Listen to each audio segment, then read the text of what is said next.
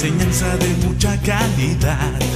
Por eso elijo orgulloso y sin ningún temor a las peruanas, sin dudarlo, mi universidad. Mi universidad, a las peruanas, para ser profesional.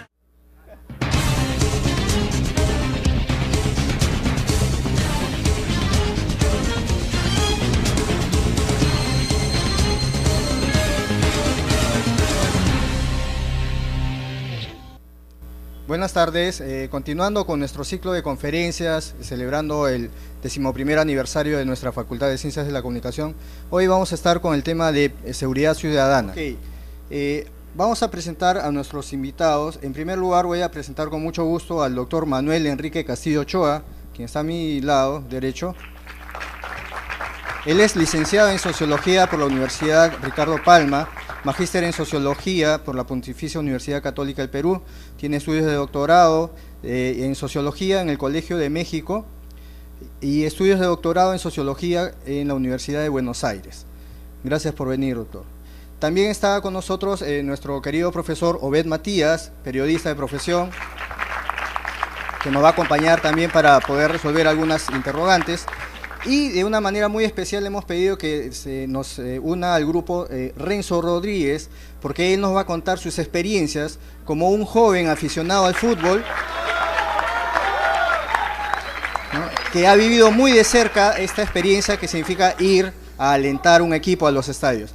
Bueno, en primer lugar, doctor, buenas tardes. Quería preguntarle, quería arrancar haciendo una observación. En los últimos años la violencia, básicamente en Lima y en las ciudades más importantes del país, ha ido creciendo mucho, tanto que algunos inclusive lo llegan a comparar con la Ciudad de México, que es la ciudad más violenta actualmente en Latinoamérica y no sé si de repente en el mundo. ¿Es tanto así? ¿Vamos a llegar a algo peor de lo que ya estamos? ¿Qué opina usted de eso? A ver. Bien, bueno, antes que nada un saludo a todos ustedes en la conmemoración de su aniversario, a las autoridades, al decano, a los colegas, profesores, ¿no? Bueno, la pregunta es bastante complicada, ¿no? Bueno, primeramente, si uno pone el contexto social, México, la Ciudad de México tiene 25 millones de habitantes, es la ciudad más grande del planeta, más poblada del planeta. El Perú tendría entre Lima y Callao, ya es 10 millones de habitantes, ¿no? Lima 8 millones y medio, el Callao 1.200.000, entonces 10 millones de personas, ¿no? Las dimensiones son diferentes. En segundo lugar, sí, en Ciudad de México, más que Ciudad de México, Ciudad Juárez, la violencia ha llegado a grados de desborden, por lo que todos leemos en las noticias, ¿no es cierto? O sea, el narcotráfico, la crisis institucional, etcétera. Y en el Perú también estaríamos entrando a ciertos desbordes violentos, ¿no?, que podrían prever que podremos entrar en una tendencia así, ¿no es cierto? La idea, si se llegará a culminar o no, eso dependerá de nosotros, de lo que hagan los ciudadanos, de lo que hagan las autoridades, de la institucional que se pueda dar, etcétera, ¿no? Pero sí en general en toda América Latina, porque esto no es un problema solo de México o de Lima. También hay violencia en Argentina, hay mucha violencia en Argentina. Ahorita Argentina está en el segundo, Buenos Aires está en América Latina está en la segunda capital más violenta. Hay el caso de Bogotá, aunque Bogotá bajó después de la experiencia de Antanas Mockus, pero hay otras, Cali es muy violenta, ¿no es cierto? Y Lima también. Guayaquil es una ciudad muy violenta, lo es Quito también. Ahora, ¿cuáles son lo que nosotros tendríamos que ver es cuáles son las causas, los procesos sociales que están llevando a esto y si esto se va a incrementar o no? Entonces, una de las primeras aplicaciones que se encuentra, hay varias, el problema es múltiple, o sea, no se puede encontrar un solo problema, la salida también es múltiple, pero entre las causas, la primera que se pone adelante es la extrema desigualdad social. Pero cuando uno dice extrema desigualdad social, dice, pero si siempre estos países han sido muy pobres, siempre estas capitales, siempre América Latina ha sido un continente pobre, si lo comparamos con los continentes desarrollados, con las ciudades anglos, etcétera, América Latina esa característica. Pero lo que habría sucedido es que en los últimos 20 años convive en el mismo espacio social pobreza y riqueza, separados prácticamente por cuadras, por metros, ¿no es cierto?, lo que no se había dado antes. Hasta los años 40, 50 y 60 en América Latina, la pobreza y la riqueza a veces no convivían en el mismo espacio social. En el caso peruano, la pobreza estaba en la parte andina, y en la costa, en Lima, se vivía cierta clase alta, clase media, separada de los sectores más pobres, ¿no es cierto? En el caso peruano, y este caso ha sido en general en todas las capitales, ha habido un gran proceso de migración de lo que se llama las zonas de campo hacia las zonas urbanas, y este proceso de migración que se ha dado en todas las capitales del tercer mundo y en América Latina muy fuerte, y que ha formado lo que se llama las grandes capitales macrocefálicas, ¿no es cierto? O sea, Buenos Aires, 16 millones de habitantes, Sao Paulo, 19 millones de habitantes, Lima, 10 millones de habitantes, México, 25 millones de habitantes, Calcuta, 22 millones de habitantes, ¿no es cierto? O sea, lo que se llama ciudades con una cabeza demográfica grande y un cuerpo pequeño. La ciudad que le continúa a Lima es Arequipa, que tiene 1 millón, 10 veces menos, ¿no es cierto? Igual sucede en Sao Paulo, ¿no? Entonces viene Río, y Río viene a tener 8 millones, 7 millones, o sea, es prácticamente el triple lo está teniendo, o el doble lo está teniendo Sao Paulo, ¿no es cierto? O sea, ese es el proceso, primer elemento. Entonces, estas ciudades grandes están conviviendo riqueza y pobreza en el mismo espacio social, y eso trae una gran tensión social. Esa tensión social de alguna manera se vio incrementado con las políticas, hay que decirla, neoliberales de la década de los 90, que se dieron en toda América Latina, donde la persona que no tiene convive con la persona que tiene, y entonces surge lo que en ciencias sociales se denomina deprivación relativa. ¿Qué es esto? Una persona puede ganar lo mismo, pero si el vecino incrementa 10 veces más su ingreso, empieza a sentir una deprivación, como si le hubieran quitado algo frente al otro que tiene. Entonces uno podría decir entonces, pero se trata de que está formándose una sociedad entonces un poco de envidia. Es uno de los temas que ha surgido en esto. Hay resentimiento, y segundo, el convivir en el mismo espacio social trae una gran tensión social que no había antes. Eso no había en las capitales latinoamericanas. La riqueza y la pobreza más o menos era convivible, ahora es poco convivible. Buenos Aires, aún más educada que nosotros, es muy violenta. Este es un primer problema. Un segundo problema es, a ver, tengo tiempo, ¿no? Sí, claro, es lo que, miren, los geógrafos sacaron un término hace un buen tiempo, le llaman geósfera. La geósfera es el efecto invernadero, el oxígeno que rodea al planeta, que solo tiene entre la Tierra y cierta altura, es muy poco, pero es lo que permite que las personas vivan, la geósfera, ¿no sé? Los seres humanos, los seres vivientes, vivimos en esa geósfera. Si salimos hacia arriba, hay que usar oxígeno, los astronautas usan oxígeno. Si vivimos hacia abajo no podríamos, submarino, etcétera, no se podría. En comunicaciones, en la teoría de las comunicaciones, hace un tiempo atrás, un comunicólogo argentino que se llama Eliseo Verón, ha venido una vez acá, lo trajeron a Católica, sacó un término, la semiósfera, que tiene que ver de semiología. Todos sabemos, y ustedes lo saben tanto como todos nosotros, que porque estudian comunicaciones, todos los seres humanos somos productores de símbolos y demandantes de símbolos. Vivimos a través de comunidades simbólicas, la cultura es simbólica y todas las compartimos, ¿no es cierto? La semiología que ha surgido en los últimos 25 años, 30 años en el planeta en general, o sea, los símbolos que todos compartimos, es muy violento. Miren ustedes, esto lo trabajan unos autores europeos, franceses, etcétera, ¿no?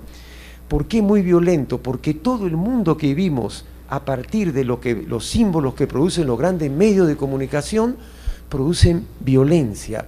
Si ustedes entran a ver un dibujo animado de los que pasan todos los días en la televisión, van a encontrar varias veces la palabra te extermino, te liquido, te mato. Todo el cine americano, acordémonos que de cada 10 películas, 7 se distribuyen comercialmente, de cada 10 películas, las 7 7 son norteamericanas, y el cine norteamericano es un cine violentista. Y esta situación de violencia ha entrado en el mundo de la vida cotidiana.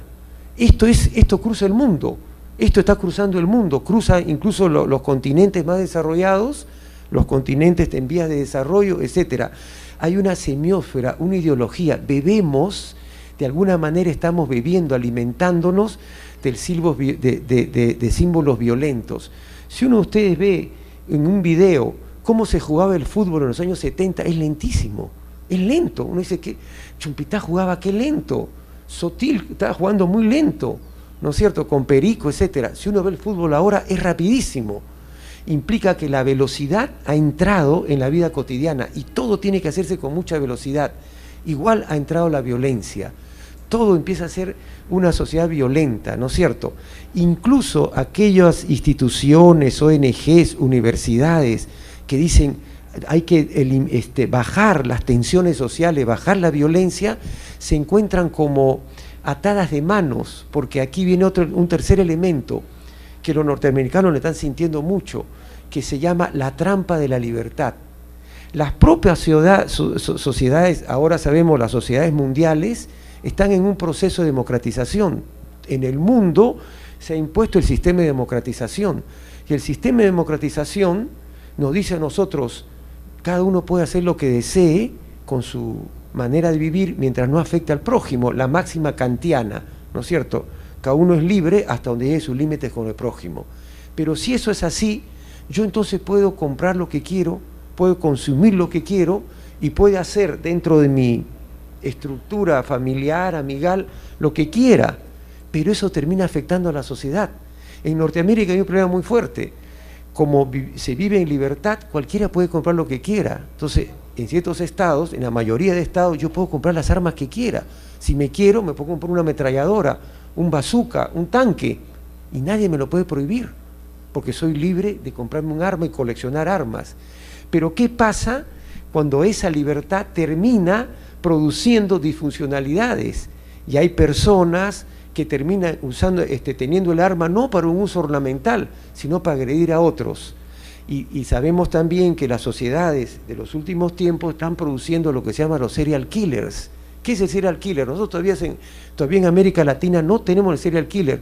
Solo hay un caso de serial killer en el Perú, que es una persona que elimina a otros por el gusto de eliminarlos, no por dinero, no por el gusto de eliminar, un sádico, lo que se llama sádico, ¿no es cierto? Los psicópatas. Eso en el Perú no hay, todavía las mayores crímenes que hay acá es por dinero, que es lo que está sucediendo, mayormente, bueno, por problemas afectivos, pasionales, etcétera, pero no por esto. En Norteamérica han caído en esa trampa. Por un lado dicen, no demos la libertad que cualquiera tenga armas, pero eso sería coactar la democracia. Es lo que está pasando con las drogas. El principal mercado del mundo de drogas es Norteamérica.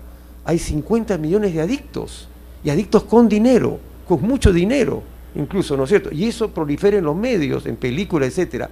Entonces, se le tendría que eliminar el consumo de la droga a estos adictos, pero el adicto puede decir, es mi libertad personal, yo me puedo drogar con lo que quiero, por último puedo suicidarme todos los días hasta morirme adicto. Recientemente, hace un mes, murió una famosa cantante de jazz, ¿no es cierto?, y de baladas norteamericana, inglesa, pero adicta, ¿no? Entonces, ¿cómo decir no se haga eso? Se prohíbe el consumo, pero entonces estás coactando la libertad, coactando la democracia. Entonces han caído en esta trampa, eso es muy difícil de salir. Entonces se le pide y los medios también trabajan su libertad, y los medios, muchas veces los grandes medios de comunicación de masa, la industria del entretenimiento, lo que se llama ahora industria cultural. Esa palabra ha salido con mucha fuerza, industria cultural. En el Perú no habíamos visto industria cultural. Recién estamos viendo lo que es industria cultural masiva en estos espectáculos, por ejemplo, como los Red Hot Chili Peppers, cuando vino Metallica, que pueden en 3 horas, ¿no es cierto?, juntar 14, 15 millones de dólares, y donde el grupo se lleva 4 o 5 millones de dólares. Paul McCartney cobró 3 millones de dólares, ¿no es cierto?, y no se pudo traer a Elton John para la inauguración del Estadio Nacional, porque Elton John dijo, yo cobro 5 millones de dólares por media hora de tocar. Ya no se la podía traer, pues era demasiado. Pero entonces, ¿qué está sucediendo? Viene toda esta lógica de industrias culturales, y las industrias culturales entran con fuerza en una de las principales fuentes de emisión de la industria cultural es el cine, la televisión, y ellos producen de alguna manera una oferta de bienes de entretenimiento muy violentos, sumamente violentos, ¿no es cierto? Uno lo puede ver todos los días, y eso entra en los niños, eso entra en los púberes, en los adolescentes, y en situaciones donde hay crisis familiar, hay crisis de empobrecimiento y hay mala educación. Entonces es más fácil que se absorbe esta conducta violentista y se la tome como un referente social, ¿no es cierto? Entonces el territorio, la pandilla, ¿no es cierto?, el vandalismo, la agresión, todos estos elementos empiezan a jugar todo esto que llega en un momento de cierto desborde, decir, esto es una inseguridad ciudadana. Si eso, todos estos elementos se juntan también con sectores sociales que viven en condiciones paupérrimas, muy pobres, en situaciones de gran desigualdad social. Acordemos que el país más desigual del mundo es Brasil, y se dice que el segundo país del continente más desigual, que es América Latina, el segundo país más desigual es el Perú. Económicamente es una estadística objetiva, uno puede ver la desigualdad social, ¿no es cierto? Entonces surge lo que se llama, lo que la ciencia social denomina, una distribución forzada de la renta. ¿Qué es una distribución forzada de la renta? Ya que el Estado no me propuso una renta, ya que no puedo conseguir renta por medio del trabajo privado, entonces conseguiré renta, un ingreso, por medio de una distribución forzada. Hago un acto delincuencial, ¿no es cierto? Obviamente, con esto no queremos decir que entonces nadie es culpable de esto, no, porque encima esto podría aminorarse, acolchonarse, si es que hubiera una buena educación. Pero incluso la educación también en países como el nuestro está muy deteriorada. Ustedes saben los índices de educación, los análisis que han habido sobre PYME, etcétera. A la educación peruana le daban un nivel muy bajo, después se han prohibido que se divulguen, y ya el Perú no ha entrado a que se analice cómo está la situación. En la prueba PISA de hace 5 años, el Perú salió en el penúltimo lugar, ¿no es cierto? Entonces, obviamente aquí hay un problema de educación.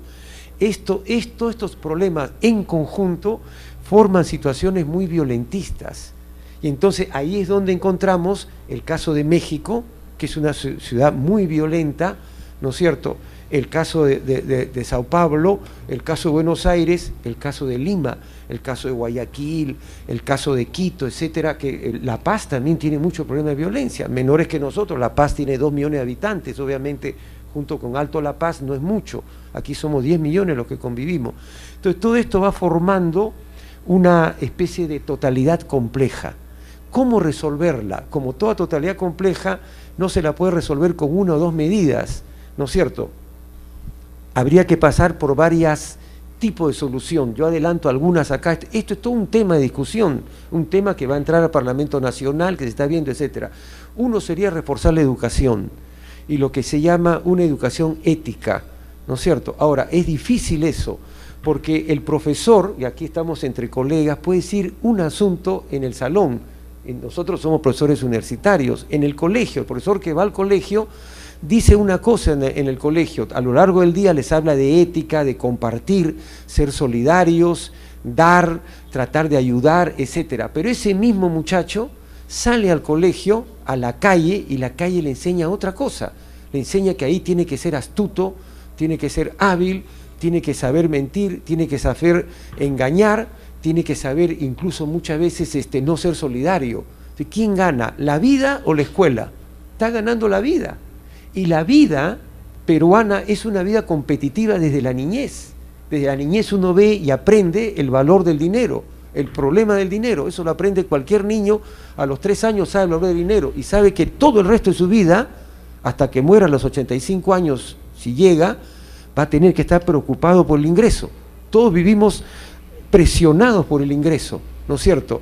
O lo que comúnmente se llama presionados por el presupuesto, ¿no es cierto? Entonces eso hace que la vida en el Perú sea muy tensa, y la educación, lo que arma por una mano, la vida lo desarma por el otro lado. Pero habría que seguir insistiendo en la educación, y en una educación ética, en una educación solidaria, en una educación participativa, en una educación que busque salir de estos problemas tensos. Esa sería una. La otra, probablemente tenga que haber también una reforma legal, porque, claro, la ley en el país es una ley que muchas veces tiene mucho subterfugio. El Código Penal recientemente se ha revalorado, pero tiene muchos subterfugios, ¿no es cierto? Además, ustedes saben cuál es la especialidad que la mayoría de los abogados cuando salen de las universidades la siguen, la abogacía penal. Y el abogado penal muchas veces termina defendiendo, hay de oficio y también por dinero, defienden a sectores que son disfuncionales a la sociedad. Pero ellos han creado una maraña, porque eso ha llegado hasta arriba, una maraña de subterfugios legales que hay que limpiarlos, ¿no es cierto? Entonces ahí habría que ajustar. No hay sociedad que no funcione si sus normas no son respetadas por la mayoría. Y en el caso peruano, muchas normas no son respetadas por la mayoría. Y además, como el Perú es una ciudadanía reciente y América Latina en general es una ciudadanía reciente, yo le decía que más o menos del 40 y 50 es cuando América Latina se empieza a urbanizar y a crecer estas grandes ciudades. Esta ciudadanía reciente, que somos todos nosotros, tenemos un problema cuando nos dicen que es un ciudadano. El ciudadano latinoamericano en general conoce sus derechos, pero no le interesa tener deberes. El ciudadano latinoamericano en general dice, mi derecho al trabajo, por tanto puedo salir un semáforo y vendo, así sea informal. Mi derecho a ganarme el sueldo, entonces yo tengo brevet y manejo un taxi, así no lo maneje bien, pero tengo que salir a ganarme el ingreso. En eso todos los peruanos estamos, y todos los latinoamericanos entramos en esa lógica, nuestro derecho a la sobrevivencia.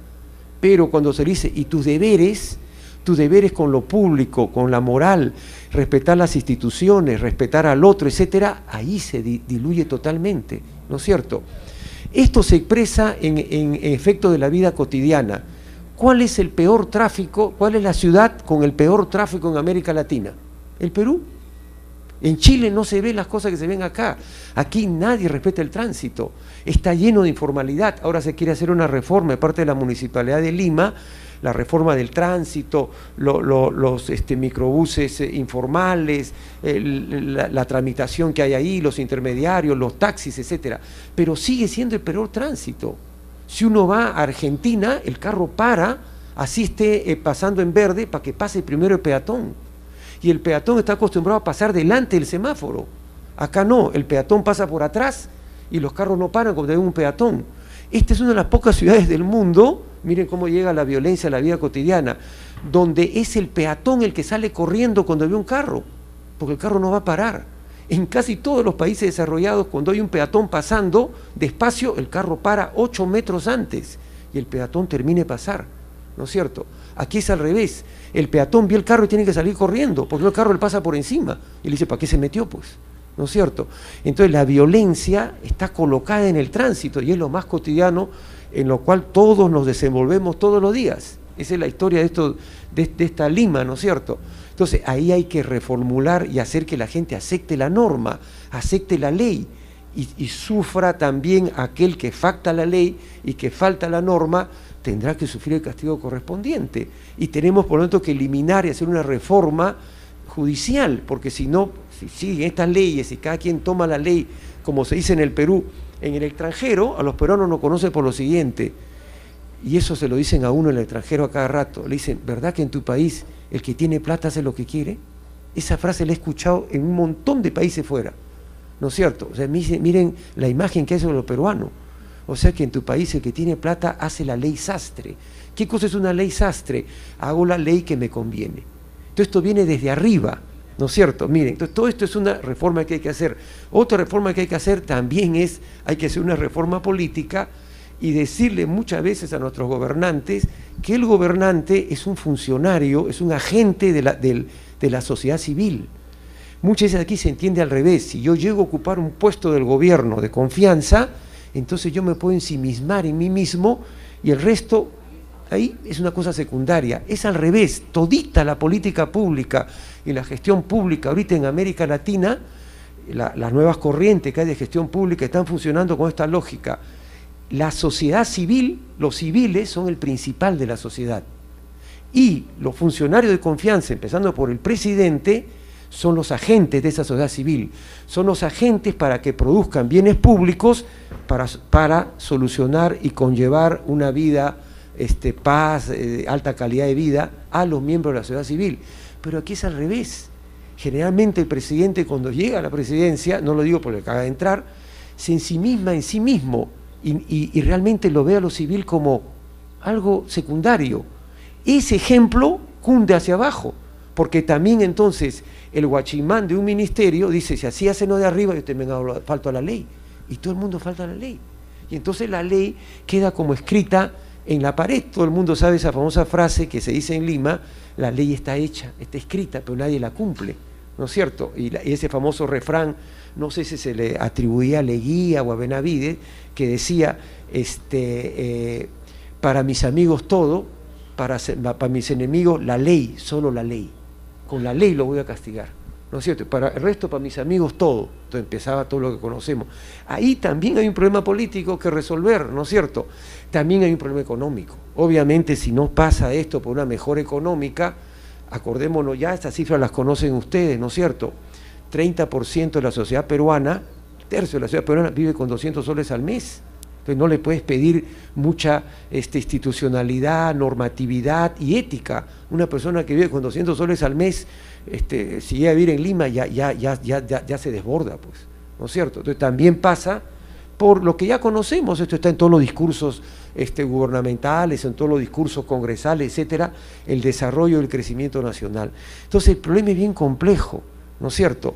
Y sobre todo creo yo que el problema tiene que ser institucional, la gente tiene que acatar la norma. Este tema que ahora se ha puesto al día por esto de lo que ha sucedido el domingo en el Clásico, ¿no?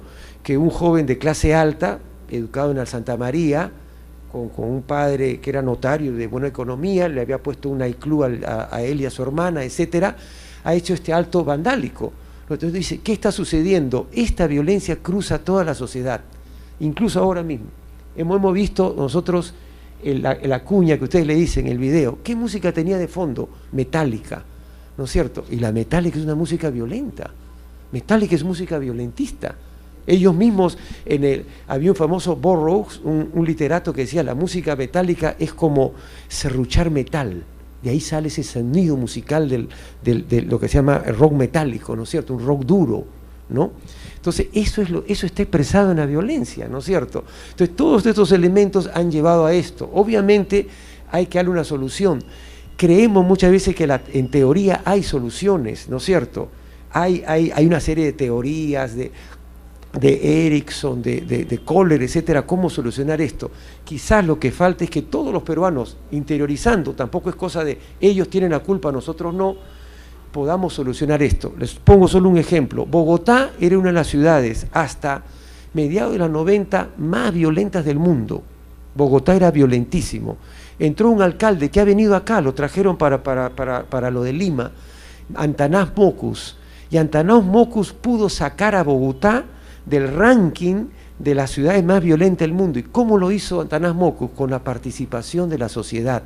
Hizo que en la sociedad los mismos vecinos se organizaran y se hicieran la autoseguridad, fueran conscientes del problema y los mismos vecinos organizados controlaban su propio barrio, cuadra, avenida y se autoorganizaran para poder eliminar la violencia. Así bajó la violencia en Bogotá.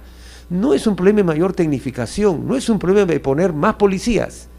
Sabemos también que la policía peruana no es exactamente todo lo legal que quisiéramos, ¿no es cierto? Hay muchos casos. Es un triángulo, quizás la solución sea en un triángulo. Tiene que estar el Estado, obviamente, tiene que haber todos estos recursos económicos, etcétera. Tiene que haber la población de la participación y tiene que haber cada uno interiorizando el problema, ¿no? Si me permite, quisiera hacerle alguna pregunta. Muy interesante lo que menciona, es realmente muy trascendente para nosotros saber este proceso que ha seguido la violencia en el Perú, y no solamente en el Perú, sino a nivel de América Latina y en el mundo. Pero hay coyunturas, los periodistas vemos algunos aspectos coyunturales, puntuales, el hecho del domingo en el estadio de la U, el hecho del secuestro de la hija de Rillardo, estos hechos están marcando un quiebre, un momento especial en la historia deportiva del país y en la seguridad ciudadana. Entonces, estos hechos que están marcando, de repente no están rompiendo, no están o rebasando el vaso de agua de este proceso de violencia. Es un momento como para reflexionar, es un momento como para tomar partido, es un momento como para decir basta ya, es un momento para decirle al Estadio Nacional nadie entra.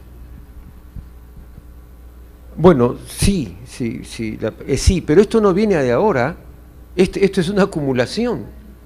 Quizás el problema sea, y también es parte de esto, que aquí ha sucedido en el palco, hacia un sector, ha sucedido entre gente de clase alta. Pero claro, ahí vemos que no solo los sectores populares, medios, no, todo está cruzado por esta actitud de irreverencia, de golpear al otro, ¿no es cierto? Entonces, esto es una acumulación, podría ser un punto de inflexión. La acumulación viene por varios lados, los asaltos, los secuestros, etcétera. ¿Cómo salir de esto, no? Pero es bueno, por un lado, encontremos después el lado bueno dentro de lo malo, si no, no encontraríamos soluciones, ¿no es cierto? Que quizás esto haga reflexionar a la mayoría de toda la sociedad peruana y también a los que tienen la responsabilidad en sus manos y la toma de decisiones para poder solucionar esto, problemas legales, problemas económicos. Podríamos estar entrando a un punto alto, hay una sensación de desborde de la delincuencia, ¿no es cierto?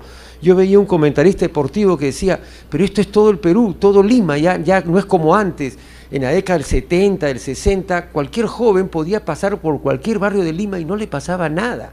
Nada, uno podía ir a la parte más fuerte de La Victoria, a los barrios altos, el Callao, y no pasaba nada. Ahora no, ahora cada uno vive como encerrado en su propio gueto, en el espacio que le toca vivir, ¿no es cierto? Pero uno no se va al otro espacio, porque uno no puede caminar por la avenida Grau a las 11 de la noche, sería un suicida, pues, ¿no es cierto? Ahí por 2 zapatillas le pueden apuñalear a uno, ¿no es cierto? Entonces, hay una sensación de desborde que quizás haga tomar conciencia, golpea, martillea a la conciencia nacional para decirle hagamos algo, porque esto no puede continuar, ¿no es cierto? Y ahí es donde la parte positiva, entonces ahí entra municipalidad, político, congreso, leyes, los tomadores de decisiones, ¿no es cierto?, que son los que ahorita tienen la responsabilidad, toman. Sí es cierto, hay coyunturas, esta es una coyuntura que ha surgido todos estos temas, ¿no es cierto?, y lo han puesto a la orden del día en lo que es las comunicaciones y el periodismo de varios tipos nacional. Doctor, una consulta. Usted ha mencionado que hay que cambiar la educación, bueno, ha planteado varias soluciones, ¿no? Educación, ley, reforma. Pero la educación no solamente está en las escuelas, también obviamente está en las casas, pero las casas la vemos que está siempre invadida de lo que algunos le llaman la caja boba.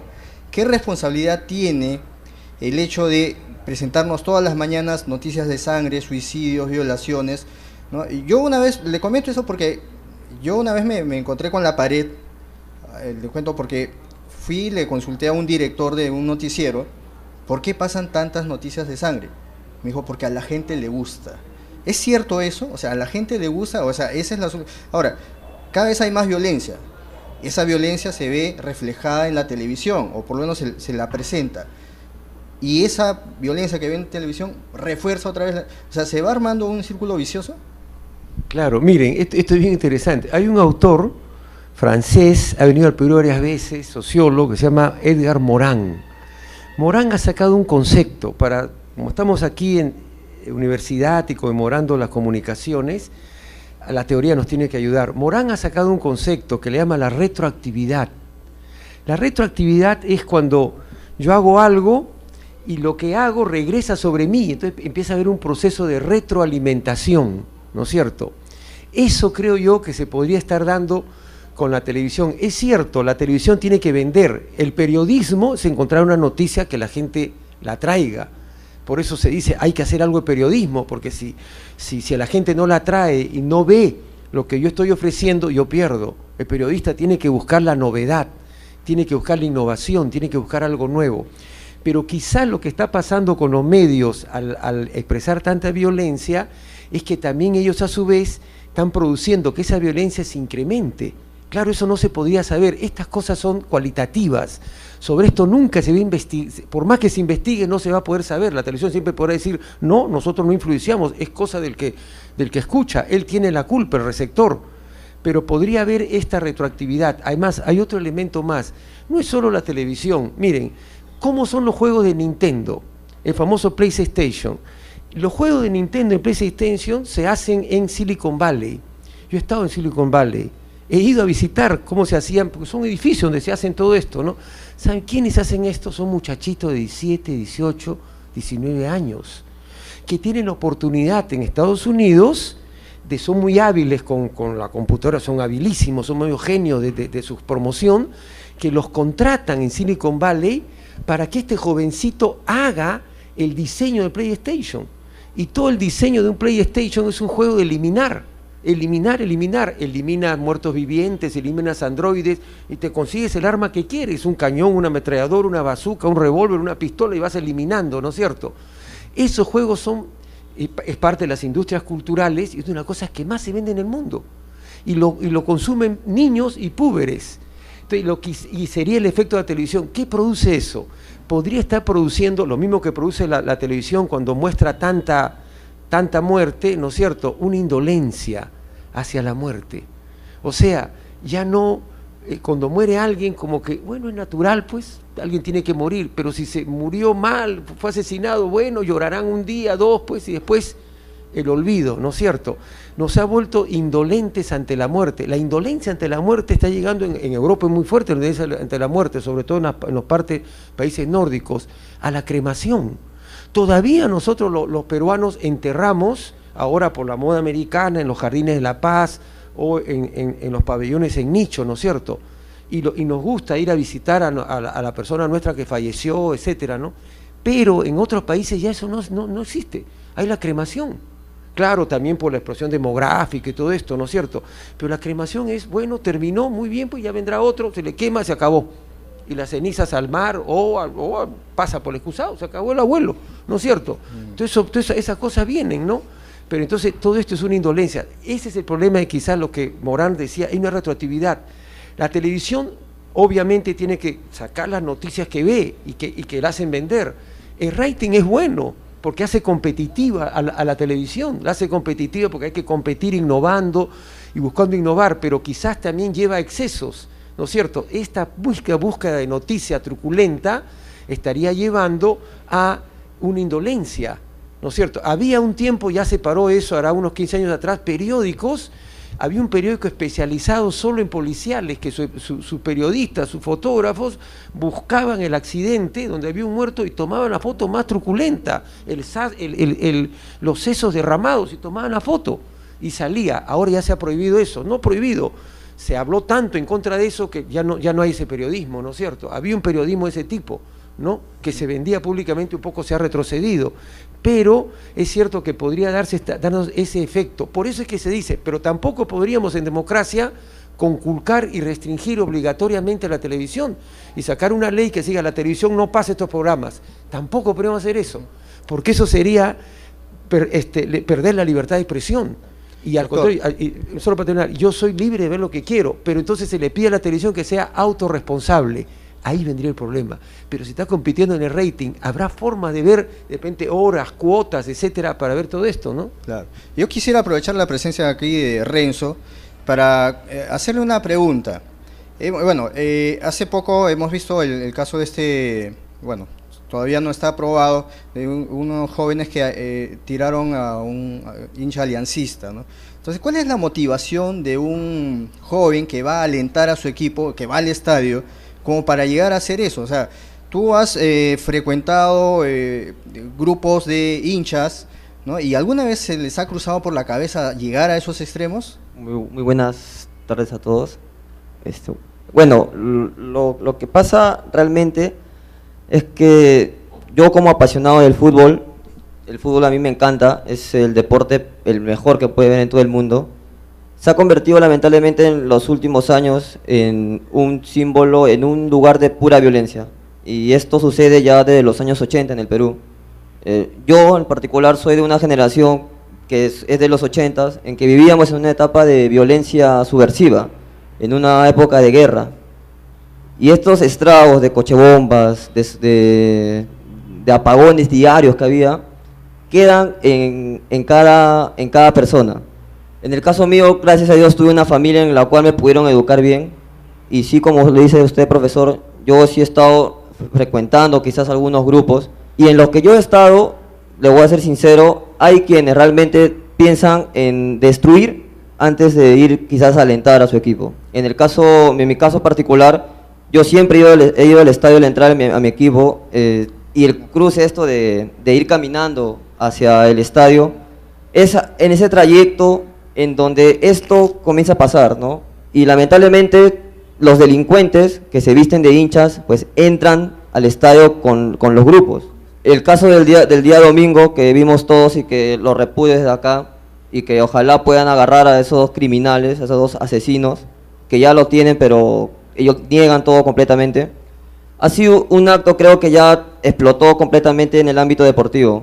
Gracias a esa salvajada que hicieron, se ha venido diciendo que veten el fútbol en el Perú, que ya no se juegue nunca más el descentralizado, que se acabe completamente con todo esto que es el deporte. Y esto daña a varias personas, porque hay gente que vive del fútbol, hay personas que viven del fútbol. En el caso de los hinchas, bueno, lamentablemente yo no voy a poder ir ahora a ver a mi equipo jugar.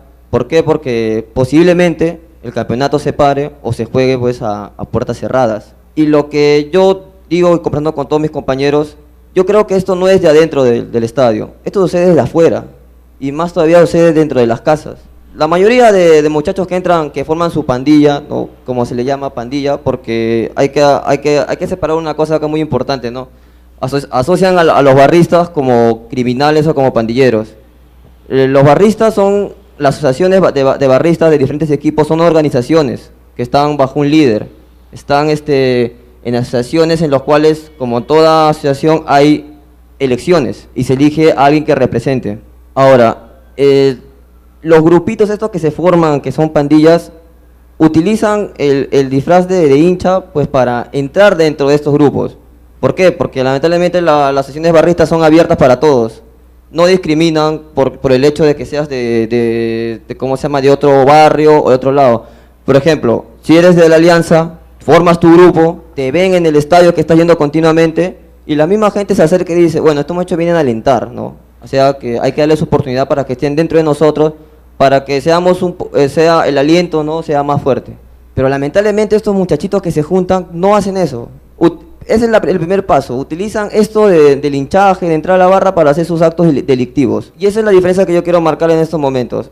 El barrista no es asociación o analogía de delincuente, ni tampoco el hincha.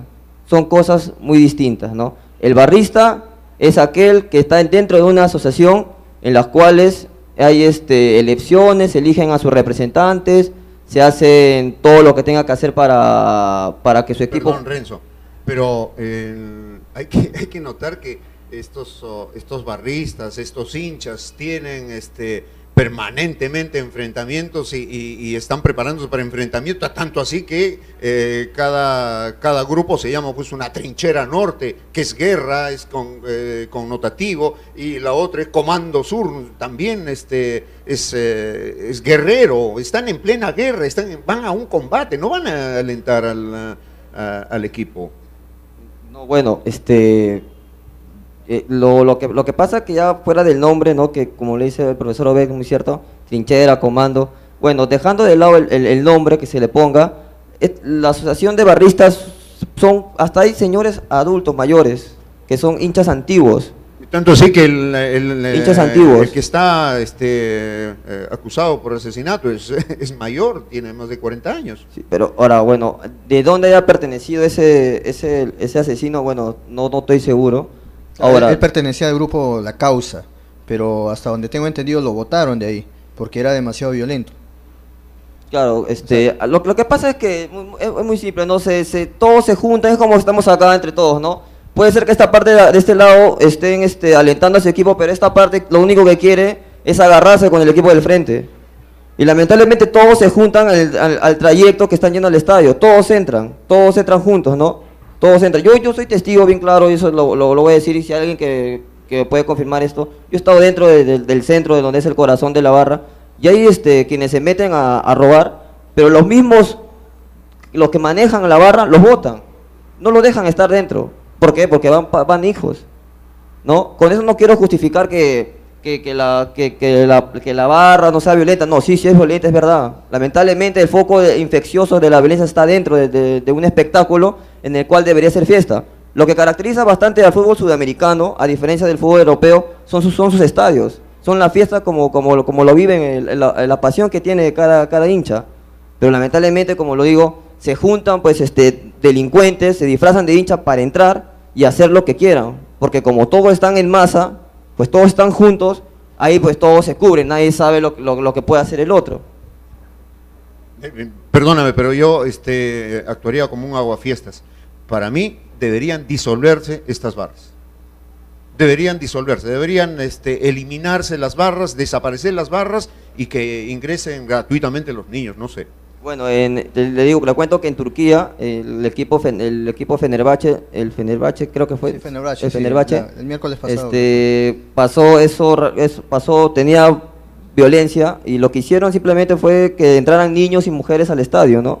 Sería una medida, ¿no? Pero yo creo que la medida esta de cerrar, para mí, de verdad, es como lavarse las manos a lo que está pasando.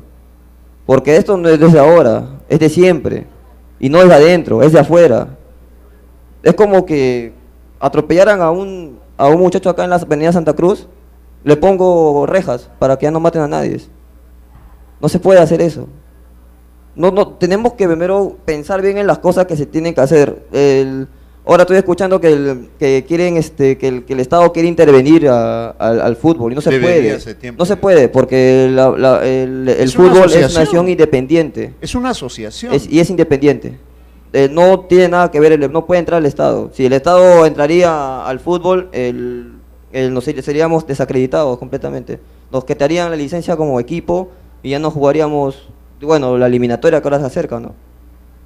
Claro, ese es un tema un poco más complicado, ¿no? Que es el monopolio que ha logrado obtener la FIFA, ¿no? De alguna manera ha condicionado a cada país para que se rijan a sus reglamentos, a sus estatutos, tanto así que ningún gobierno se puede, entre comillas, meter con el fútbol, cosa que de repente no debería ser así, o de repente ver la manera como el gobierno sí pueda intervenir, no de manera muy directa, pero sí de repente llegando a algún consenso, ¿no?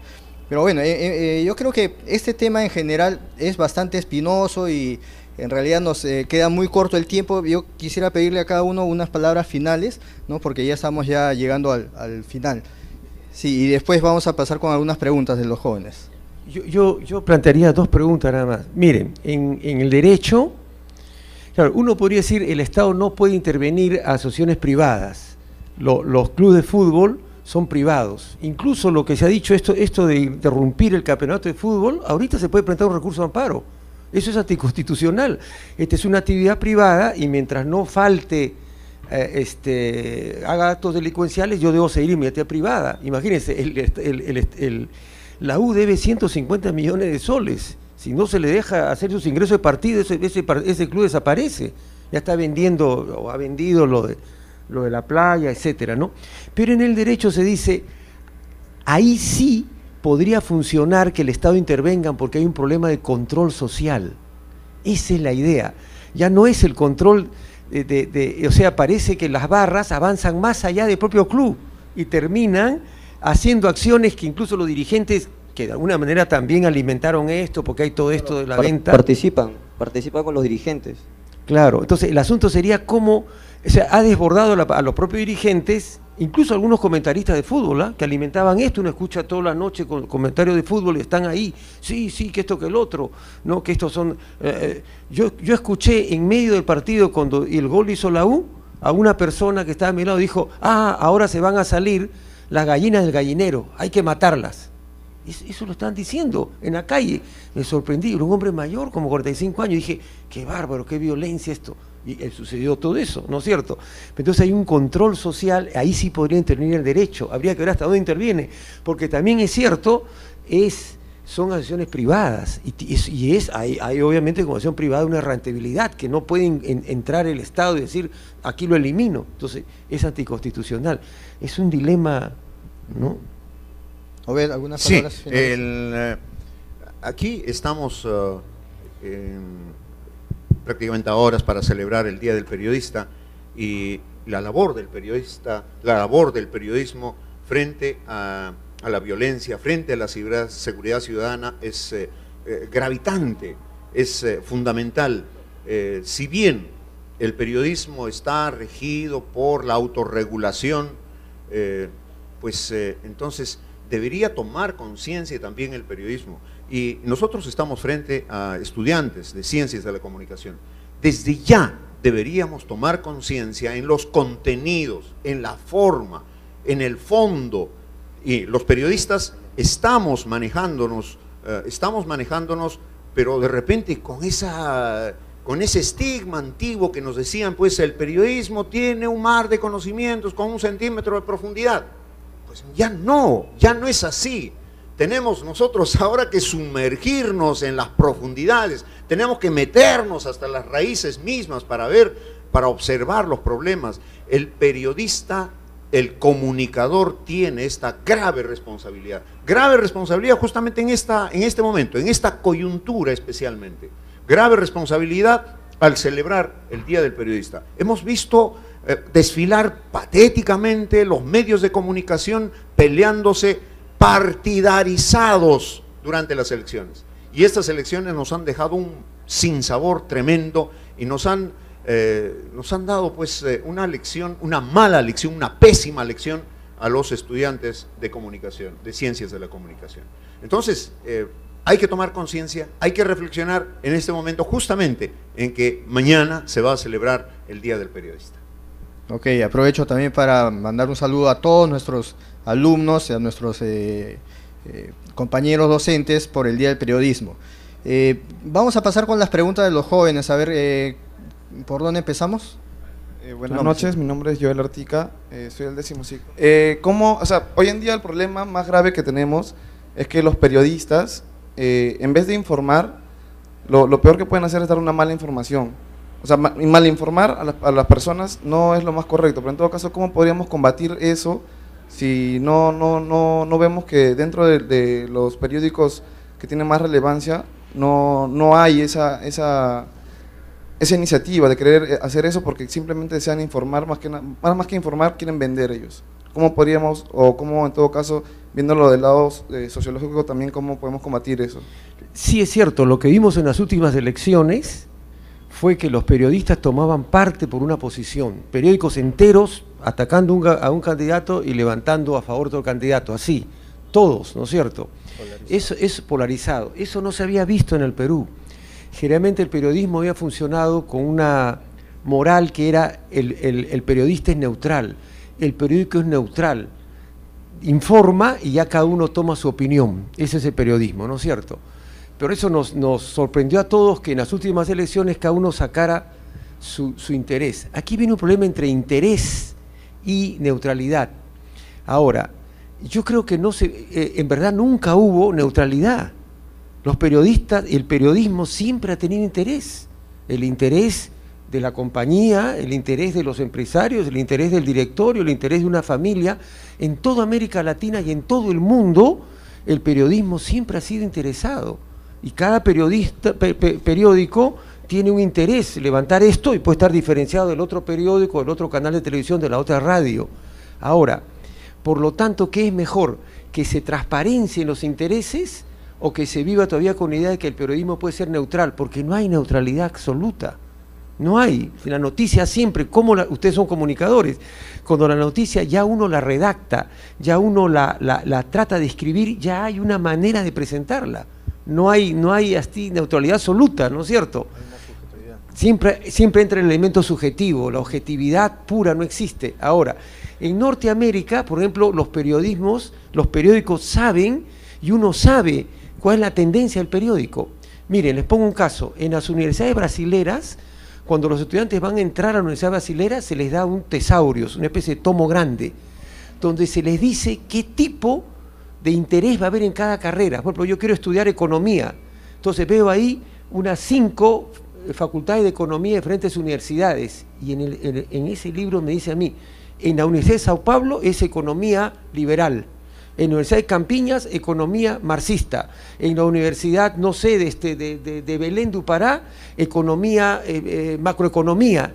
Entonces yo ya sé a qué economía voy, ¿se dan cuenta? O sea, yo como estudiante digo, yo voy a estudiar economía porque me interesa economía liberal, y eso es lo que me enseña en esta universidad. No quiero hacer nada con economía contestataria, etcétera, pero eso es transparencia. Entonces el estudiante se acostumbra a saber lo que quiere, sabiendo su interés. En Norteamérica se sabe exactamente de la televisión dónde juega cada canal. Fox News juega a un lado, el otro canal juega a otro lado, los periódicos juegan a cada lado. Creo que hay otra pregunta por ahí, a ver. Sí, buenas noches, mi nombre es Sheila, de octavo. Bueno, yo comparto la idea del profesor de que deberían deshacerse las barras, pero mi pregunta es a Renzo. ¿Tú qué crees de las barras? O sea, tú dices que no es vandalismo, pero ¿tú qué crees de que estén andando por las calles y que destrocen todo cuando se van al estadio? Bueno, yo no he dicho que no es vandalismo. Yo lo que he dicho es que para mí los malos elementos se juntan con la barra en aquel trayecto cuando van al estadio. Ahora, en mi opinión personal, yo creo que no debería eliminarse las barras. Yo más bien lo que debe haber un trabajo en conjunto con el gobierno, ¿no?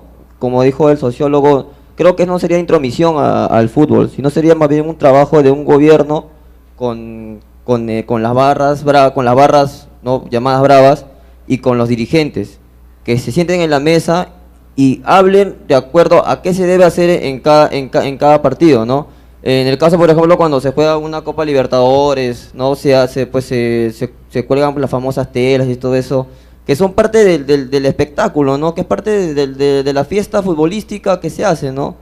Un trabajo en conjunto del Estado, de la Policía Nacional y de los dirigentes de los clubes, con los dirigentes de cada asociación de las barras, perdón, deberían trabajar y sacar ahí una idea primordial para tratar de evitar la violencia en los estadios, ¿no?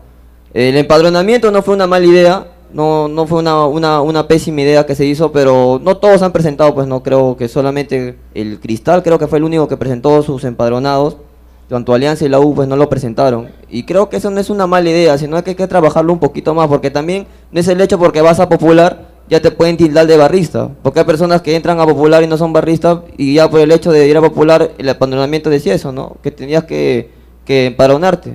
Ahora, por ejemplo, para el partido contra la selección peruana, todos que saquen su entrada al Popular van a tener que llevar su DNI para ser registrados, ¿no?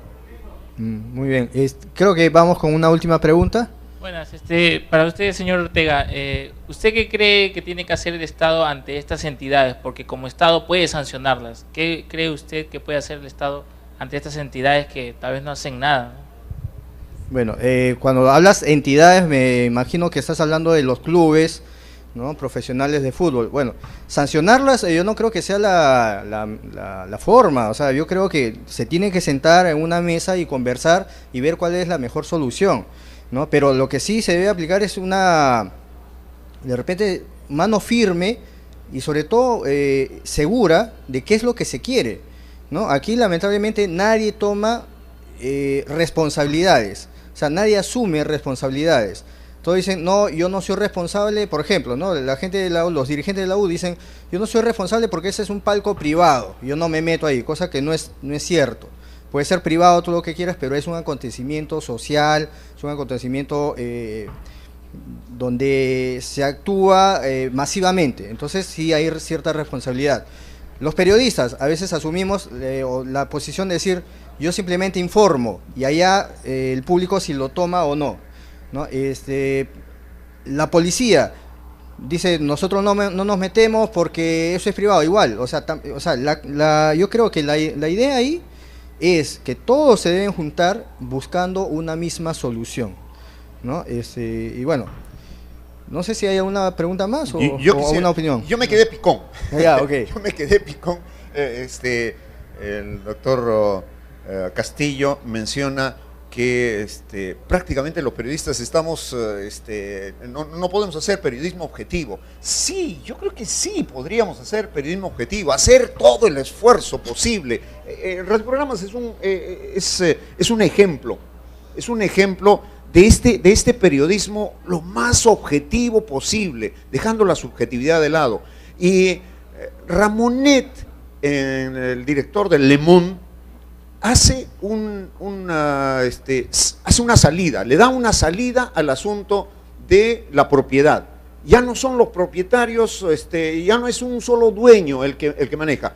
La mayoría de las acciones de la empresa de Le Monde son los periodistas, los reporteros. Ahora, para mí, el punto principal, he sido director en algún momento periodístico, y cuando yo dirigía, los reporteros tenían su propia opinión, o los reporteros manejaban su información de manera objetiva, que era respetado por el director y era respetado también por el propietario.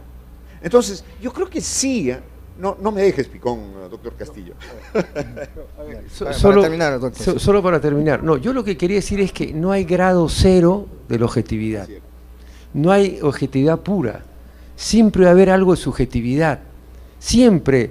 Claro, radioprogramas, pero para otro radioprograma está para este lado, el otro lo dice para otro lado. Claro, quizás podría ser radioprogramas lo más objetivo, pero hay mucha gente que no le gusta y dice, no, eso está sesgado para acá. ¿No es cierto? Entonces siempre va a haber algo de subjetividad. O sea, que la objetividad pura no va a existir. Es como, no hay, siempre alguien al redactar, el comunicador ya está filtrando la noticia y le está poniendo un énfasis. Algunos lo harán ya demasiado, otros lo harán menos, pero el grado cero de objetividad no existe, siempre está la subjetividad presente, eso es lo que quería decir, ¿no? Ok, bueno, quiero agradecer a nuestros invitados que nos han acompañado esta vez y aprovechar también para invitar al señor decano a que nos acompañe para sus palabras finales.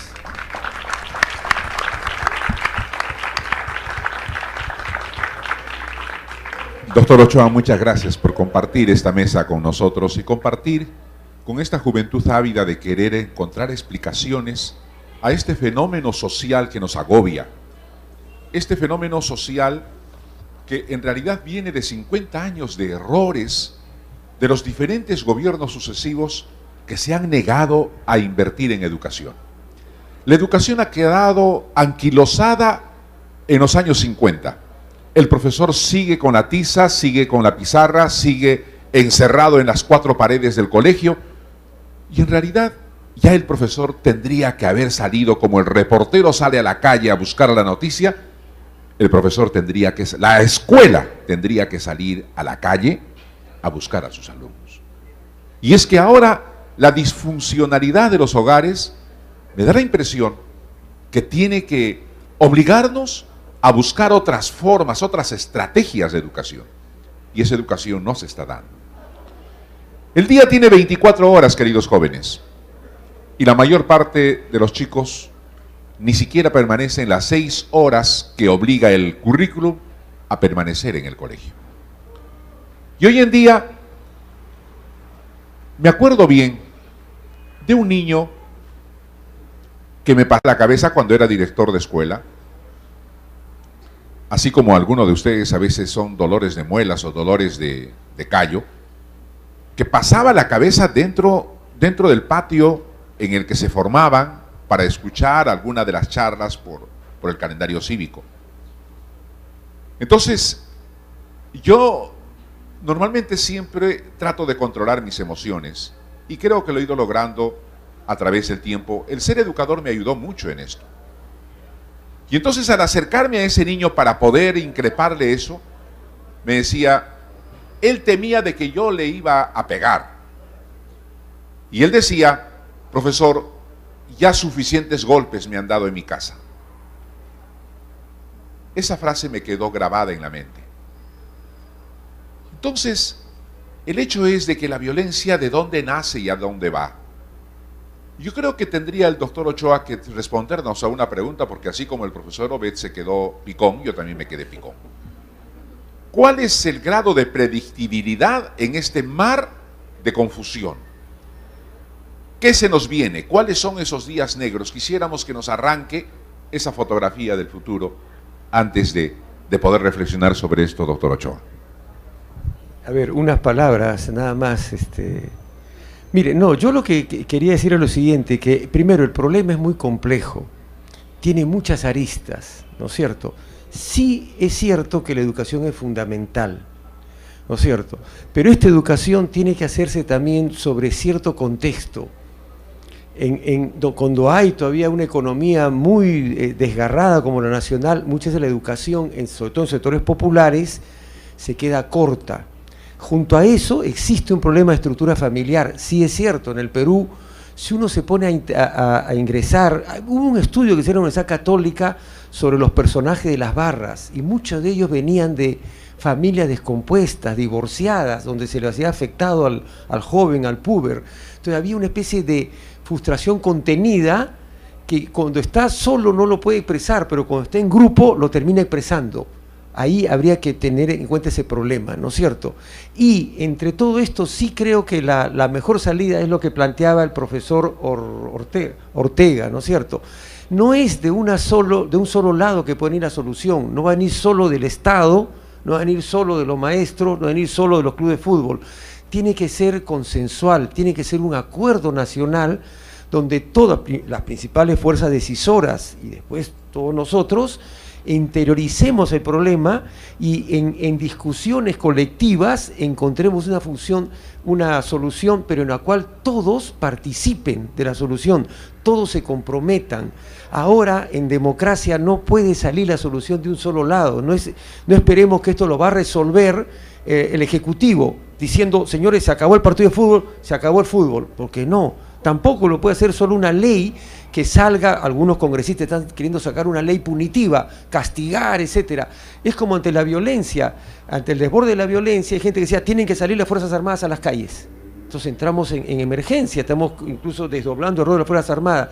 Sí creo que hay solución, porque si hay problemas sin solución, ya eso es suicidio, pues no es cierto. No, hay solución.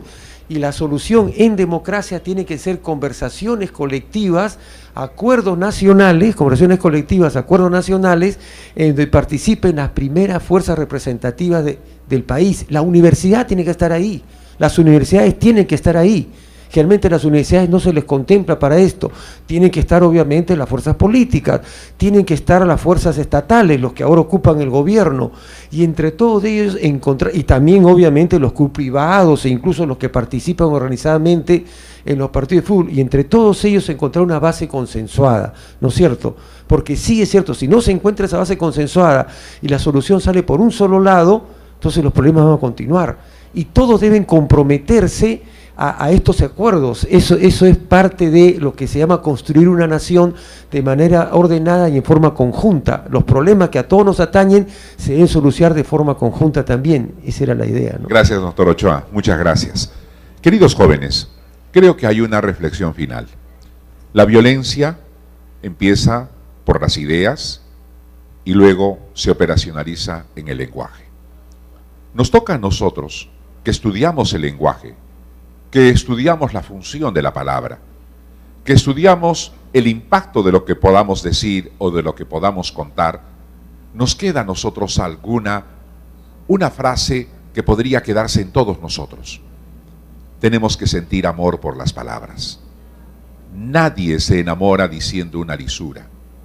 Nadie, absolutamente nadie. Pienso yo que uno enamora a una persona con las palabras más dulces. A nosotros nos toca utilizar eso. El solo hecho de ser violento con la palabra hace de que uno finalmente no sea querido, sino sea, por el contrario, rechazado.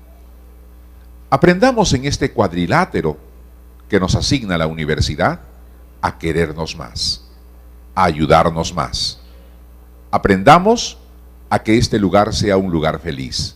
Solo así nosotros vamos a combatir la violencia. Vamos a hacer que este espacio sea realmente un cielo y no sea un infierno. De nosotros depende. Al profesor Manuel Ochoa, al profesor Obed Matías, al profesor Luis Ortega y a nuestro querido Renzo, muchas gracias por esta valiosa lección. Y gracias a ustedes, jóvenes. Bien, aplauso para ustedes. Vengan esas palmas. ¿Qué estamos celebrando? ¡Hey! ¡Hey! ¡Arriba las palmitas! ¡Buenas tardes! ¡Hey! Ya que está de moda, ¿no?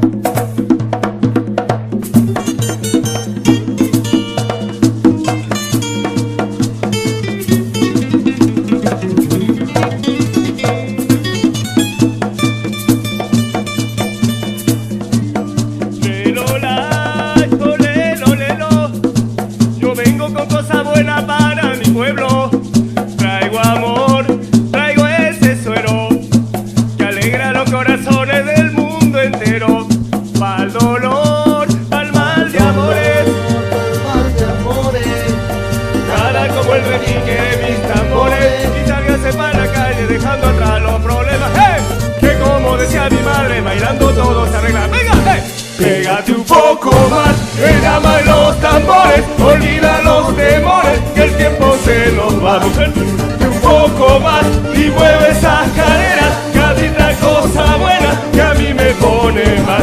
¡Para arriba la palmita! ¡Hey! ¡Hey! ¡Vamos con la palmita! ¡Vamos con la palmita por atrás! ¡Vamos con la palmita! ¡Vamos con la palmita! ¡Vamos con la palmita por atrás! ¡Hey! ¡Hey! ¡Hey! ¿Cómo estamos? Mueve tus caderas, muchacha morena, bailame ese ritmo con sabor a avena. Ay, lo que se mira, pasa de llovera, bailame ese ritmo con sabor. Esta noche quiero más, esta noche quiero fiesta, yeah. Hoy no habrá mal que por bien no venga. Unamos los corazones, hoy todos somos multicolores. Pégate un poco más, que llaman los tambores, olvida los temores, que el tiempo se nos va. Un poco más y mueve esas caderas, una cosa buena que a mí me pone más. ¡Bien! Vamos con las palmitas, por favor, buenas tardes. ¡Hey! ¡Hey! A ver, los ponemos de pie, por favor, los ponemos de pie por la universidad. Vamos por la universidad. Vamos arriba, arriba, arriba, arriba, arriba, arriba, arriba, arriba. ¡Hey! ¡Hey! Y salta, y salta, salta. Vamos, arriba, arriba la manita. Vamos arriba la manita, arriba la manita, arriba la manita. Los ponemos de pie, por favor. ¿Qué estamos celebrando? Arriba, arriba, hey, hey, hey, hey. Bien pegadito, que venga, cariñito, que venga. Cántalo si sabes. Y que vengan ríos de bondad a todos los pueblos de la tierra. Que no nos podemos olvidar el amor puro y la mentira envenena. ¡Vamos arriba! ¡Vamos! ¡Eh! Pégate un poco más, que llaman los tambores, olvida los temores, que el tiempo se nos va. Pégate un poco más, mueve esas caderas, mamita cosa buena, que a mí me pone mal. ¡Bravo! ¡Arriba la palmita, arriba la palmita, arriba la palmita! ¡Arriba las palmitas, arriba las palmitas! ¡Arriba las palmitas! ¡Buenas tardes! ¿Cómo estamos? ¿Cómo estamos? ¡Chicas, un grito! ¡Los hombres, chicas, un grito! ¡Los hombres, un silbido! ¡Epa, lo vamos! ¡Arriba! ¡Gracias! ¡Aplauso para ustedes! Muchas gracias, que se vean las palmitas. Muy buenas tardes. Estamos aquí en un momento especial, particular. ¿Qué estamos celebrando? ¿No se escucha? ¿Qué estamos celebrando?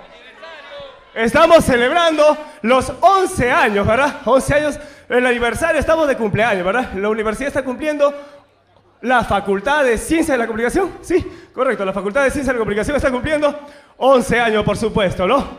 A ver, ¿quién está de cumpleaños también hoy día? A ver, ¿quién está de cumpleaños? ¿Quién está de cumpleaños? A ver, ¿usted está de cumpleaños? Que venga al escenario, que venga al escenario. Las chicas de la Facultad de Ciencias de la Comunicación no se chupan, ¿eh? Adelante, venga por favor, adelante. Qué gusto, buenas tardes. Hoy, ¿qué mes estamos? ¿Qué mes estamos? ¿Estamos qué mes?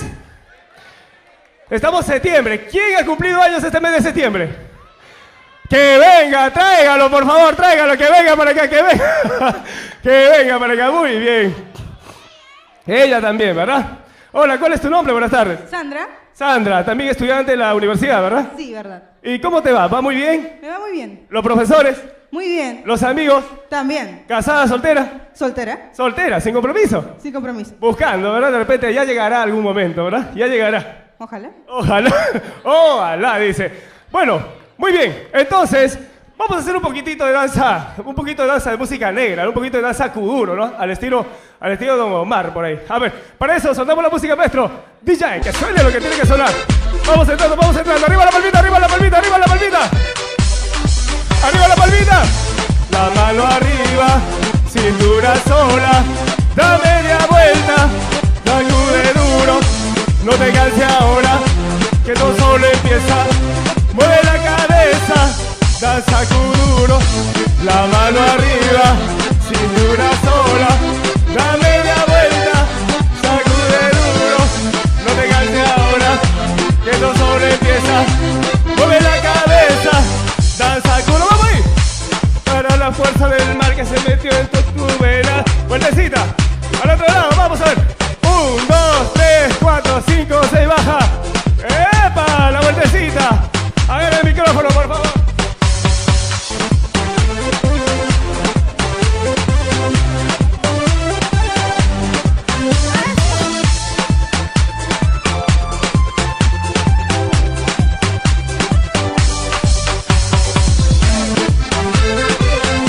A ver, las palmitas arriba, por favor, las palmitas arriba.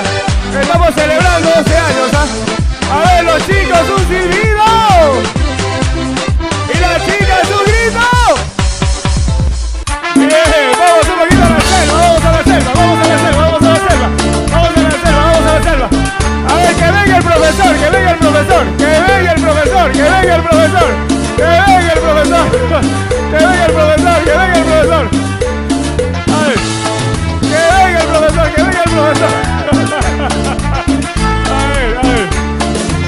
A ver, ¿cómo se baila eso?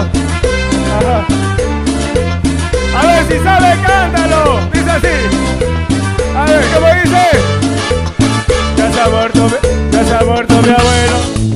Ya se ha muerto mi abuelo. Tomando. Ay. Tomando basando. Ay. Dígalo. Ole, lolay, le, lolay. Ole, lolay, le, lolay. Ole, lolay, le, lolay. Ole, lolay, le, lolay. Ole, lolay, le, lolay. Ole, lolay, le, lolay. Ole, lolay, le, lolay.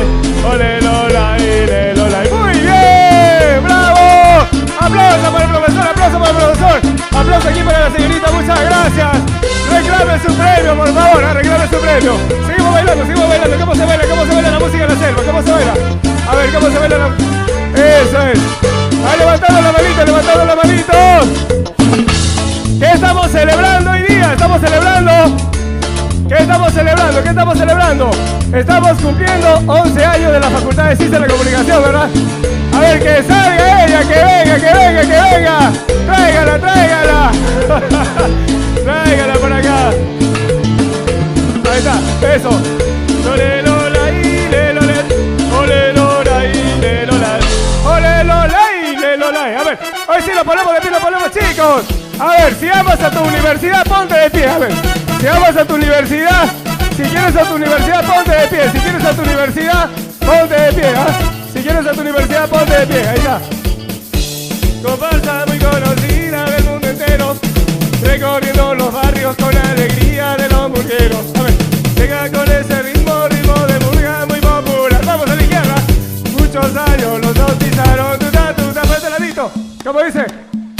Se viene el tuta. De otro lado. Tuta.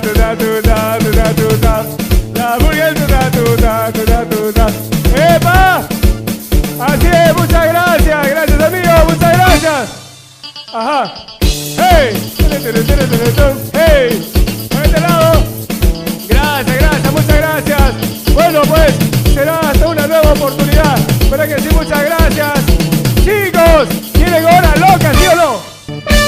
Ahí está, bien, Bien, muchas gracias, chicos, muchísimas gracias. Gracias. Muy bien, muchas gracias. Aplauso para ustedes, chicos, que la sigan pasando lindo. Este es un preámbulo, seguramente hoy día van a celebrar en la noche, ¿verdad? Algunos van a ir a la discoteca, otros van a la fiesta, en fin, a comer. Entonces sabe cualquier cosa, ¿sí? Muchas gracias. ¿Alguien desea decir algunas palabras de repente? Gracias, amigos. Será pues hasta una nueva oportunidad. Gracias. Aplauso para ustedes. Muchas gracias. Muchas gracias.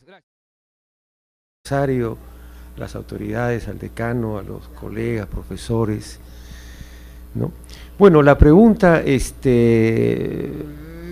bastante complicada, ¿no? Bueno, primeramente, si uno pone el contexto social, México, la Ciudad de México tiene 25 millones de habitantes, es la ciudad más grande del planeta, más poblada del planeta. El Perú tendría entre Lima y Callao, ya es 10 millones de habitantes, ¿no? Lima 8 millones y medio, el Callao 1.200.000, entonces 10 millones de personas, ¿no? Las dimensiones son diferentes. En segundo lugar, sí, en Ciudad de México, más que Ciudad de México, Ciudad Juárez, la violencia ha llegado a grados de desborden, por lo que todos leemos en las noticias, ¿no es cierto? O sea, el narcotráfico, la crisis institucional, etcétera. Y en el Perú también estaríamos entrando a ciertos desbordes violentos, ¿no? Que podrían prever que podremos entrar en una tendencia así, ¿no es cierto? La idea, si se llegará a culminar o no, eso dependerá de nosotros, de lo que hagan los ciudadanos, de lo que hagan las autoridades, de la institucional que se pueda dar, etcétera, ¿no?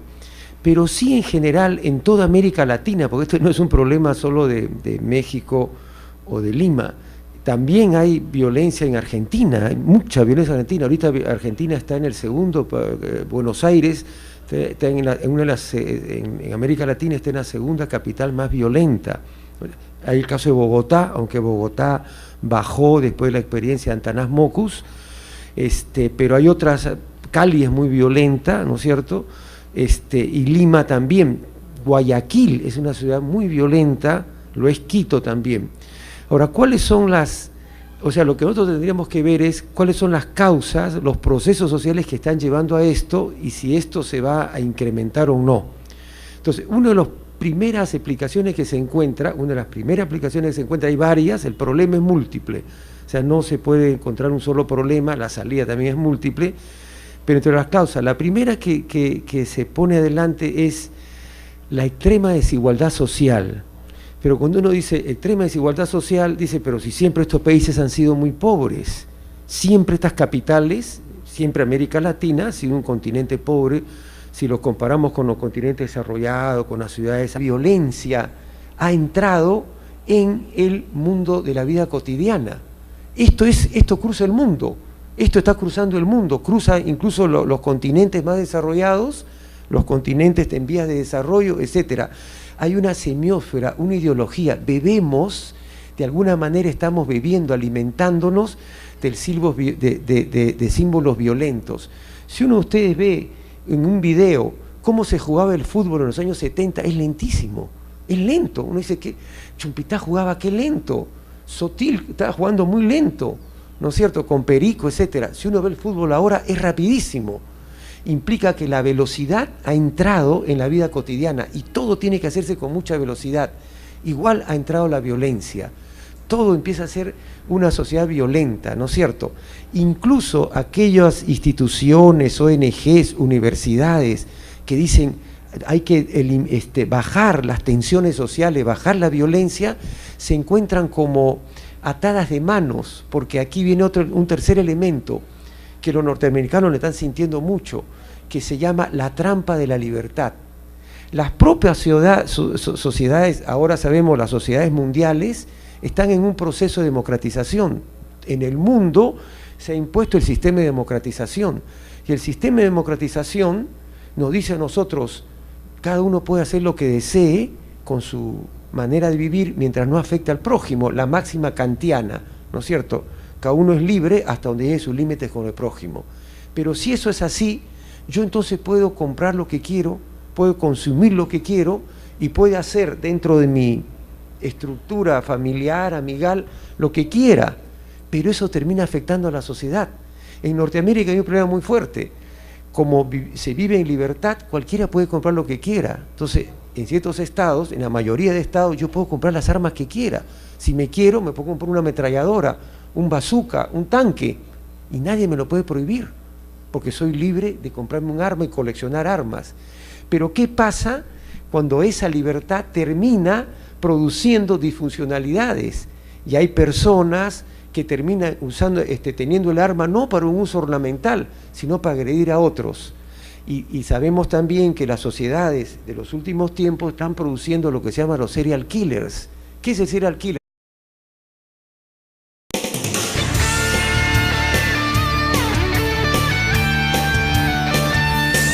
Soy estudiante que exige lo mejor, una enseñanza de mucha calidad.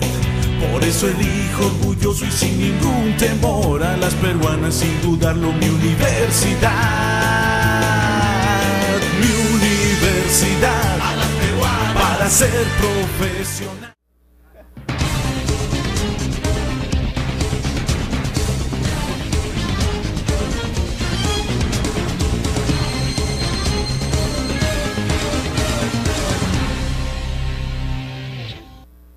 Buenas tardes, continuando con nuestro ciclo de conferencias, celebrando el 11º aniversario de nuestra Facultad de Ciencias de la Comunicación, hoy vamos a estar con el tema de seguridad ciudadana. Vamos a presentar a nuestros invitados. En primer lugar voy a presentar con mucho gusto al doctor Manuel Enrique Castillo Ochoa, quien está a mi lado derecho.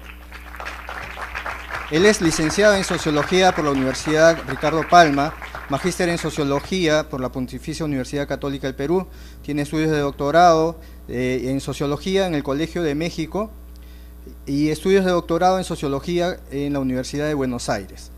Gracias por venir, doctor. También está con nosotros nuestro querido profesor Obed Matías, periodista de profesión, que nos va a acompañar también para poder resolver algunas interrogantes. Y de una manera muy especial hemos pedido que se nos una al grupo Renzo Rodríguez, porque él nos va a contar sus experiencias como un joven aficionado al fútbol, ¿no?, que ha vivido muy de cerca esta experiencia que significa ir a alentar un equipo a los estadios. Bueno, en primer lugar, doctor, buenas tardes. Quería preguntarle, quería arrancar haciendo una observación. En los últimos años la violencia, básicamente en Lima y en las ciudades más importantes del país, ha ido creciendo mucho, tanto que algunos inclusive lo llegan a comparar con la Ciudad de México, que es la ciudad más violenta actualmente en Latinoamérica y no sé si de repente en el mundo. ¿Es tanto así? ¿Vamos a llegar a algo peor de lo que ya estamos? ¿Qué opina usted de eso? A ver. Bien, bueno, antes que nada un saludo a todos ustedes en la conmemoración de su aniversario. ¿Qué ha surgido en esto? Hay resentimiento y segundo, el convivir en el mismo espacio social trae una gran tensión social que no había antes, eso no había en las capitales latinoamericanas. La riqueza y la pobreza más o menos era convivible, ahora es poco convivible. Buenos Aires, aún más educada que nosotros, es muy violenta. Este es un primer problema. Un segundo problema es... A ver, tengo tiempo, ¿no? Sí, es lo que... Miren, los geógrafos sacaron un término hace un buen tiempo, le llaman geósfera. La geósfera es el efecto invernadero, el oxígeno que rodea al planeta, que solo tiene entre la Tierra y cierta altura, es muy poco, pero es lo que permite que las personas vivan, la geósfera. No sé, los seres humanos, los seres vivientes, vivimos en esa geósfera. Si salimos hacia arriba, hay que usar oxígeno, los astronautas usan oxígeno. Si vivimos hacia abajo no podríamos, submarino, etcétera, no se podría. En comunicaciones, en la teoría de las comunicaciones, hace un tiempo atrás, un comunicólogo argentino que se llama Eliseo Verón, ha venido una vez acá, lo trajeron a Católica, sacó un término, la semiósfera, que tiene que ver de semiología. Todos sabemos, y ustedes lo saben tanto como todos nosotros, que porque estudian comunicaciones, todos los seres humanos somos productores de símbolos y demandantes de símbolos. Vivimos a través de comunidades simbólicas, la cultura es simbólica y todas las compartimos, ¿no es cierto? La semiología que ha surgido en los últimos 25 años, 30 años en el planeta en general, o sea, los símbolos que todos compartimos, es muy violento. Miren ustedes, esto lo trabajan unos autores europeos, franceses, etcétera, ¿no? ¿Por qué muy violento? Porque todo el mundo que vivimos a partir de los símbolos que producen los grandes medios de comunicación producen violencia. Si ustedes entran a ver un dibujo animado de los que pasan todos los días en la televisión, van a encontrar varias veces la palabra te extermino, te liquido, te mato. Todo el cine americano, acordémonos que de cada 10 películas, 7 se distribuyen comercialmente, de cada 10 películas, las 7 son norteamericanas, y el cine norteamericano es un cine violentista. Y esta situación de anglos, etcétera, América Latina tiene esa característica. Pero lo que habría sucedido es que en los últimos 20 años convive en el mismo espacio social pobreza y riqueza, separados prácticamente por cuadras, por metros, ¿no es cierto? Lo que no se había dado antes. Hasta los años 40, 50 y 60 en América Latina, la pobreza y la riqueza a veces no convivían en el mismo espacio social. En el caso peruano, la pobreza estaba en la parte andina, y en la costa, en Lima, se vivía cierta clase alta, clase media, separada de los sectores más pobres, ¿no es cierto? En el caso peruano, y este caso ha sido en general en todas las capitales, ha habido un gran proceso de migración de lo que se llama las zonas de campo hacia las zonas urbanas, y este proceso de migración que se ha dado en todas las capitales del tercer mundo y en América Latina muy fuerte, y que ha formado lo que se llama las grandes capitales macrocefálicas, ¿no es cierto? O sea, Buenos Aires, 16 millones de habitantes, Sao Paulo, 19 millones de habitantes, Lima, 10 millones de habitantes, México, 25 millones de habitantes, Calcuta, 22 millones de habitantes, ¿no es cierto? O sea, lo que se llama ciudades con una cabeza demográfica grande y un cuerpo pequeño. La ciudad que le continúa a Lima es Arequipa, que tiene 1 millón, 10 veces menos, ¿no es cierto? Igual sucede en Sao Paulo, ¿no? Entonces viene Río, y Río viene a tener 8 millones, 7 millones, o sea, prácticamente el triple lo está teniendo, o el doble lo está teniendo Sao Paulo, ¿no es cierto? O sea, ese es el proceso, primer elemento. Entonces, estas ciudades grandes están conviviendo riqueza y pobreza en el mismo espacio social, y eso trae una gran tensión social. Esa tensión social de alguna manera se vio incrementado con las políticas, hay que decirla, neoliberales de la década de los 90, que se dieron en toda América Latina, donde la persona que no tiene convive con la persona que tiene, y entonces surge lo que en ciencias sociales se denomina deprivación relativa. ¿Qué es esto? Una persona puede ganar lo mismo, pero si el vecino incrementa 10 veces más su ingreso, empieza a sentir una deprivación, como si le hubieran quitado algo frente al otro que tiene. Tú no podrías decir entonces, pero se trata de que está formándose una sociedad entonces un poco de envidia. Es uno de los temas